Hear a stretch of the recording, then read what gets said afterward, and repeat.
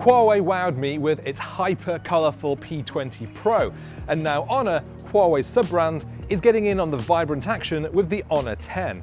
This phone has an all-glass back, which looks vivid blue in some light, but give it a bit of a twirl in your fingers and you'll start to see some lovely purple tones come through.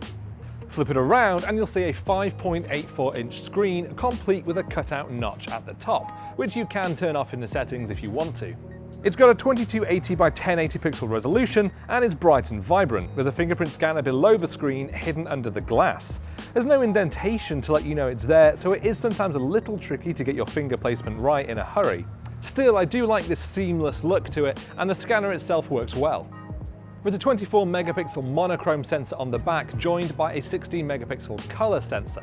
The camera uses the same artificial intelligence that we've seen before on Huawei's phones, the idea being that it recognizes the scene you're trying to take a photo of and adjusts some of the settings accordingly.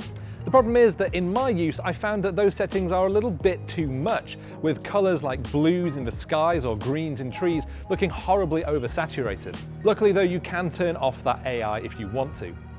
AI aside, I'm still not impressed with the camera. Outdoor shots were very hit and miss, with some shots looking flat, with little contrast and mushy details.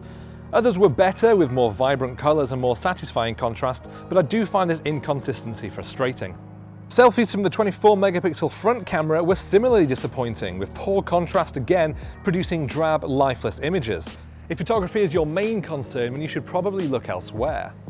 Inside, the phone runs the same top-end Kirin 970 processor that Huawei's got inside its flagship P20 Pro. It's no surprise then that these phones give almost identical high performances on our suite of benchmark tests. In everyday use, this phone is very nippy. Apps load quickly, photo editing is hassle-free, and even demanding games like Riptide GP Renegade play very smoothly.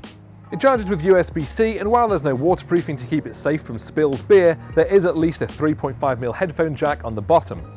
Overall then, the Honor 10 looks great and has plenty of power for its very reasonable asking price. As long as you're not after the best camera performance around, it's definitely one to consider.